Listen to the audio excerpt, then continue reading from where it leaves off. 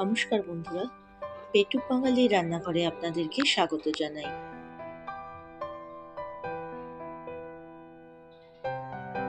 চলুন আজ ফিরে যাই সেই ছোটবেলায়। মনে পড়ে পয়সা জমিয়ে কিনতাম পছন্দের আচার। আজ তাদের তালিকা থেকে বেছে নিলাম কুলের আচারকে। অনেকেই মনে করি আচার মানেই বোধহয় খুব ঝামেলার একটি বিষয়, কিন্তু সঠিক পদ্ধতি মেনে যদি এটি করা যায় দেখবেন একদমই কঠিন বলে মনে হবে না। আমরা এখানে নিয়ে নিয়েছি 750 গ্রাম কুল। কুলটা কিন্তু আমি একদিন রোদে শুকিয়ে নিয়েছিলাম। বানিয়ে নেব কিছু ভাজা মশলা, শুকনো লঙ্কা, গোটা জিরে আর মৌরি। এটাকে একটু ভালো করে আমরা শুকনো খোলায় ভেজে নিচ্ছি।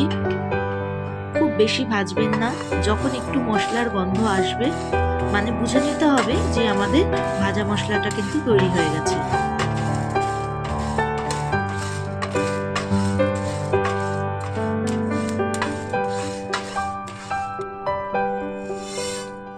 এবার মশলাটাকে শিলে খুব ভালো করে বেটে নিচ্ছি।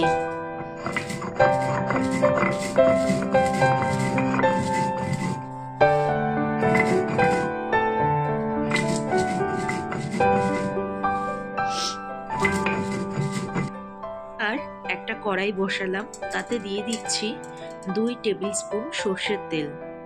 দিয়ে দিলাম এবার 5 ফোড়ন।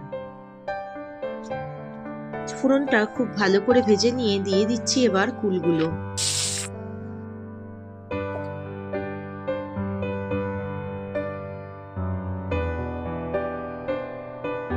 খুব ভালো করে তেলে নাড়াচাড়া করে নিয়ে এবার দিয়ে দিলাম হাফ টিস্পুন লবণ। তারপর দিয়ে দিলাম হাফ টিস্পুন হলুদ গুঁড়ো। এখানে আমি হাফ বাটির থেকে একটু বেশি চিনি নিয়েছি। কুলটা যেরকম টক হবে সেই অনুযায়ী কিন্তু চিনি লাগবে, এবং কুলের পরিমাণ অনুযায়ী আপনারা চিনিটা অ্যাড করবেন। তারপর দিয়ে দিচ্ছি একটু জল, যাতে কুলগুলো ভালো করে সেদ্ধ হয়।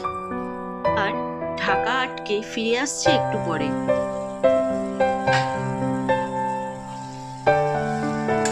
দেখতেই পাচ্ছেন বন্ধুরা, কুলগুলো কিন্তু আমাদের খুব ভালো করে সেদ্ধ হয়ে গেছে।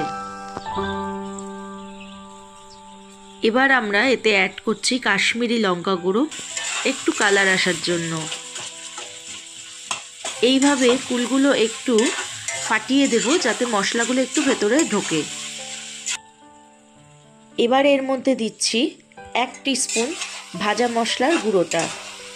তাহলে বন্ধুরা দেখতেই পেলেন কত সহজে বাড়িতেই আপনি এরকম লোভনীয় কুলের আচার বানিয়ে নিতে পারবেন। আজকের ভিডিও আপনাদের কেমন লাগলো অবশ্যই জানাবেন। সাথে একটি লাইক ও সাবস্ক্রাইব করার অনুরোধ রইল। আর বন্ধুদের সাথে শেয়ার করতে ভুলবেন না যেন। দেখা হচ্ছে অন্য কোনো এক নতুন